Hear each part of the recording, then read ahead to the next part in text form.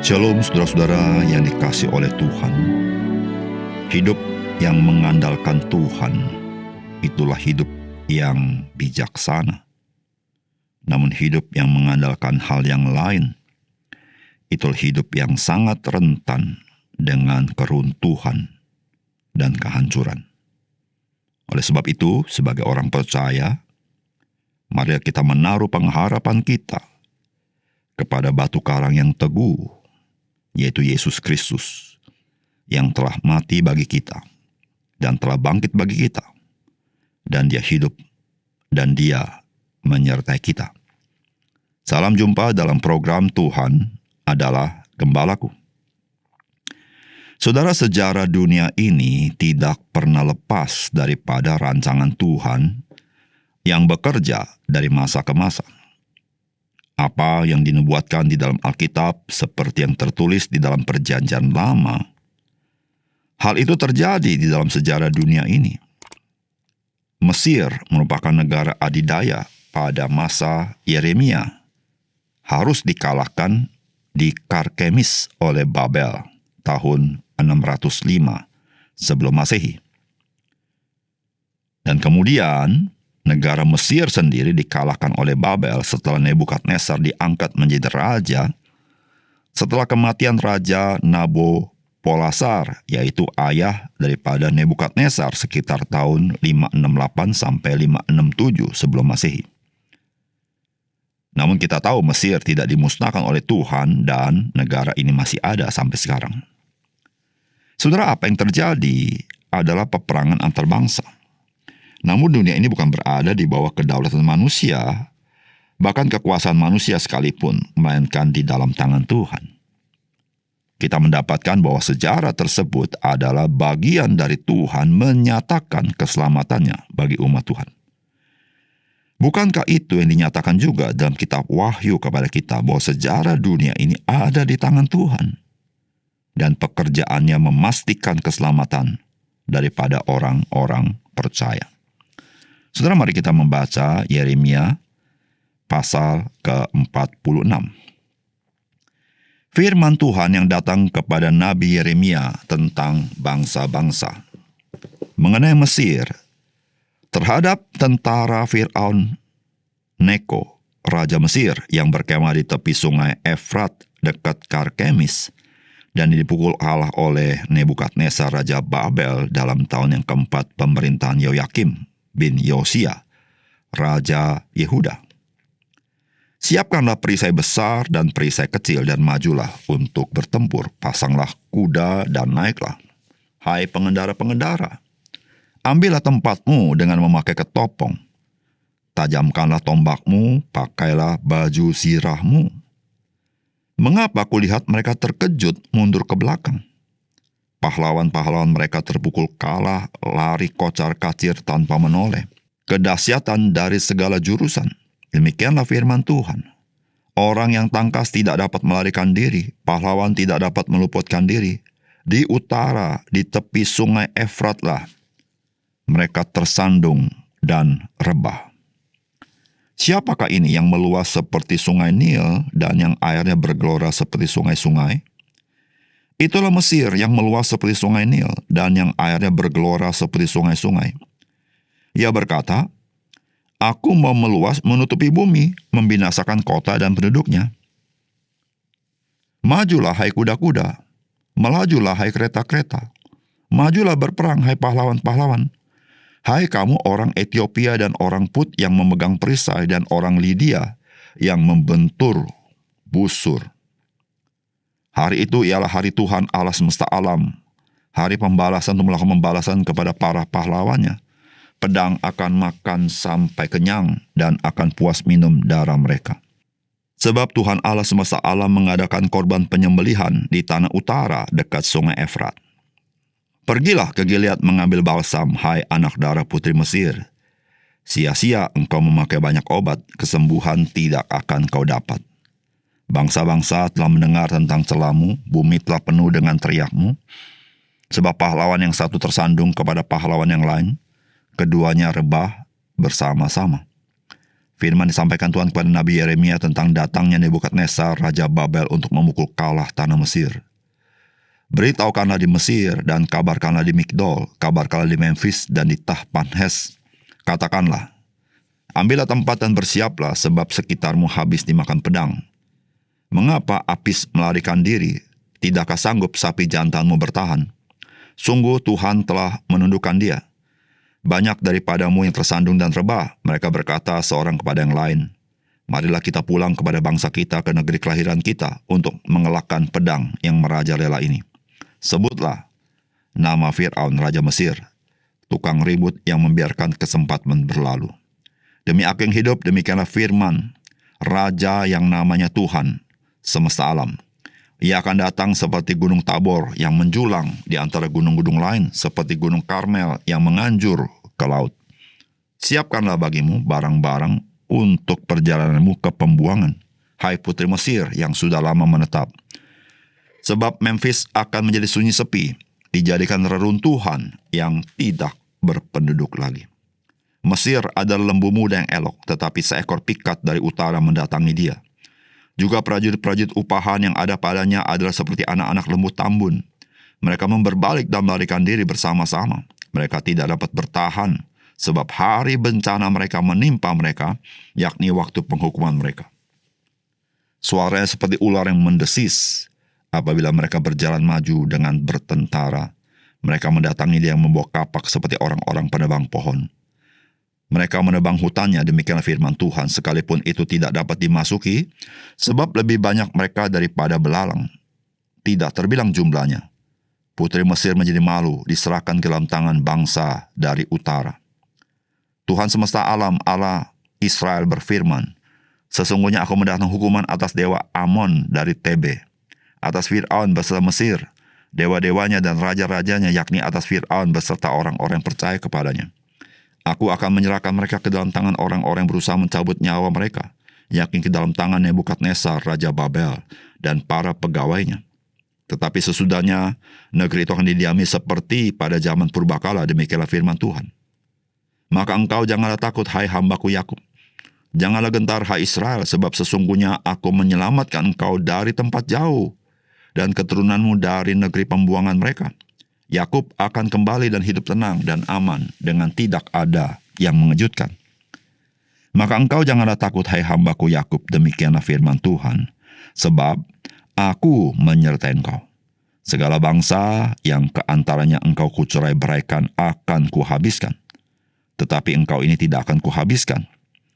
Aku akan menghajar engkau menurut hukum, tetapi aku sama sekali tidak memandang engkau tak bersalah. Saudara yang dikasihi oleh Tuhan, Yeremia mulai pasal 46 sampai dengan pasal 51 itu adalah berbicara tentang bangsa-bangsa lain, yakni bangsa-bangsa sekitar daripada bangsa umat Tuhan, di mana firman Tuhan datang kepada mereka. Bagian firman Tuhan yang kita baca ini adalah perkataan Tuhan atau nubuat Tuhan bagi bangsa Mesir. Saudara, bangsa Mesir dengan Raja Neko kedua, mereka bertanggung jawab atas kematian Raja Yosia, Raja Yehuda. Umat Tuhan sangat bergantung kepada Mesir di dalam menghadapi musuh-musuh mereka. Sehingga umat Tuhan tidak lagi bergantung kepada Tuhan. Bahkan umat Tuhan bergantung kepada ilah-ilah orang Mesir. Saudara, kita harus ingat pada zaman Yeremia, negara Mesir adalah salah satu negara adidaya dan merupakan musuh daripada negara Babel. Dan bangsa Mesir menjadi bangsa yang arogan, di mana kebanggaan mereka adalah dewa-dewa mereka yang mereka sembah. Namun firman Tuhan ingin menunjukkan bahwa bangsa ini adalah bangsa yang kalah, dan dewa-dewi mereka adalah hampa belaka. Saudara, apakah pesan firman Tuhan bagi kita? Yang pertama, saudara, Tuhan dapat saja menunjukkan kepada kita bahwa apa yang kita andalkan untuk menggantikan Tuhan adalah rapuh adanya dan kesia-siaan. Saudara, firman Tuhan berkata begini, mengapa Apis melarikan diri? Tidakkah sanggup sapi jantanmu bertahan? Sungguh Tuhan telah menundukkan dia. Saudara, kekalahan Mesir, saudara, menunjukkan kehampaan daripada ilah-ilah mereka. Dari ayat yang kita baca ini, saudara-saudara, ini adalah salah satu ilah mereka yang namanya Apis, yang berupa sapi jantan itu.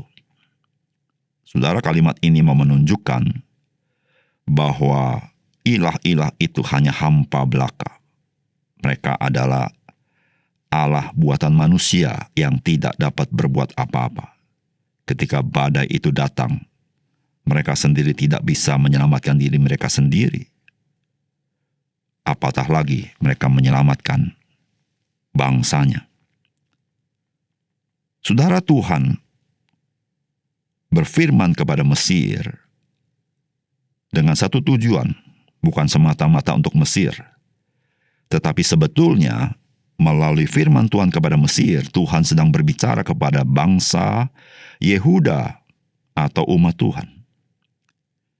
Mengapa demikian? Karena umat Tuhan sangat bergantung kepada Mesir, bahkan bergantung kepada ilah-ilah Mesir. Dan Tuhan ingin memberitahukan bahwa kebergantungan mereka kepada Mesir itu hanya membawa kebinasaan bagi mereka. Karena Mesir bukan saja tidak dapat melindungi umat Tuhan, Mesir sendiri tidak dapat melindungi dirinya sendiri. Bahkan dewanya pun binasa sekalian bersama dengan bangsa Mesir. Saudara yang dikasihi oleh Tuhan, hidup kita sebagai orang Kristen, kita bisa tanpa sadar atau dengan kesadaran penuh, kita mengalihkan kebergantungan kita dari Tuhan kepada yang lain. Karena dalam waktu sementara kita merasa bahwa kebergantungan kita kepada yang lain itu, kita merasa sangat diberkati. Kita merasa sangat tertolong. Dan apa yang kita gantungkan itu kita merasa sangat realistis. Berbeda ketika kita bergantung kepada Tuhan. Saudara, Tuhan dapat saja menunjukkan kepada kita bahwa apa yang kita andalkan itu untuk menggantikan Tuhan itu rapuh adanya dan kesia-siaan. Saudara, berapa banyak orang percaya yang bergantung kepada yang lain daripada bergantung kepada Tuhan mengalami bahwa apa yang mereka andalkan itu kesia-siaan belaka. Dia akan terbang dan tidak akan kembali. Dia akan hilang dan tidak ditemukan kembali. Dia akan runtuh dan tidak pernah dibangun kembali. Disitulah saudara-saudara betapa kita perlu menyadari bahwa tidak ada yang dapat menggantikan Tuhan di dalam kebergantungan kita. Saudara, hanya Tuhan. Dia tempat perteduhan kita yang sesungguhnya, bukan yang lain. Jangan kita mengalihkan perteduhan kita ke tempat yang lain, yang hanya bisa memberikan hal yang sementara. Namun dalam seketika, ketika dia runtuh, runtuhlah hidup kita. Tidak demikian dengan Tuhan. Tuhan, Dia memelihara hidup kita, bahkan sampai kepada kekekalan. Yang kedua, saudara, keselamatan kekal kita itu sebagai orang percaya semata-mata karena kasih setia Tuhan saja. Saudara, firman Tuhan berkata begini, maka engkau janganlah takut, hai hambaku Yakub, janganlah gentar, hai Israel, sebab sesungguhnya aku menyelamatkan engkau dari tempat jauh dan keturunanmu dari negeri pembuangan mereka. Yakub akan kembali dan hidup tenang dan aman dengan tidak ada yang mengejutkan. Maka engkau janganlah takut, hai hambaku Yakub, demikianlah firman Tuhan.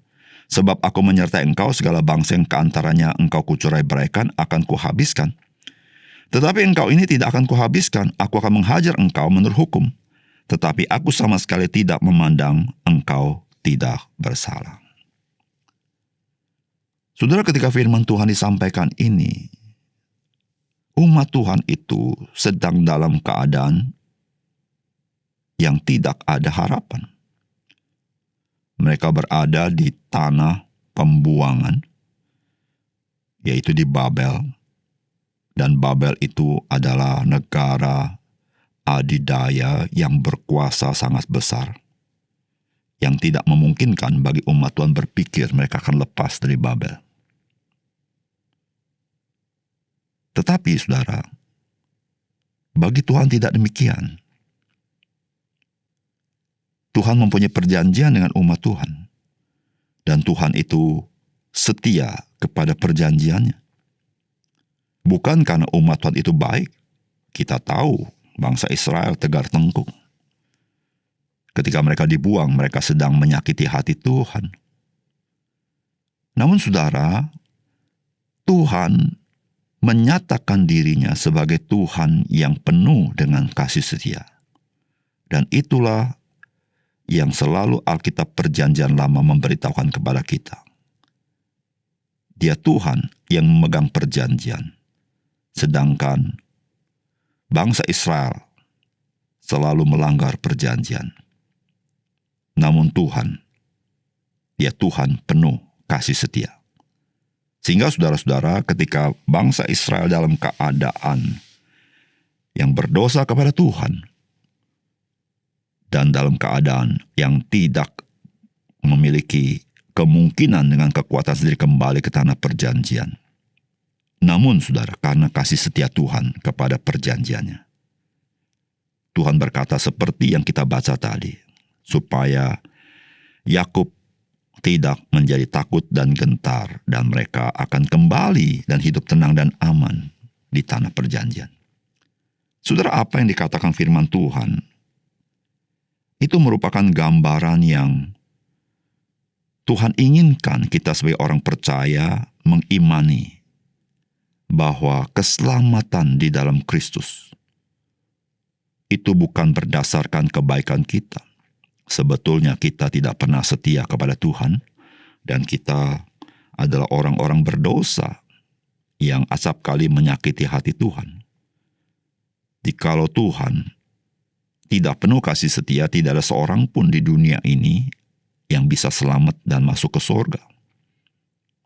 Tetapi Tuhan yang kita kenal adalah Tuhan yang memegang perjanjian. Dan kita harus tahu perjanjian di dalam Kristus adalah perjanjian yang kekal yang dijanjikan Allah di dalam perjanjian lama.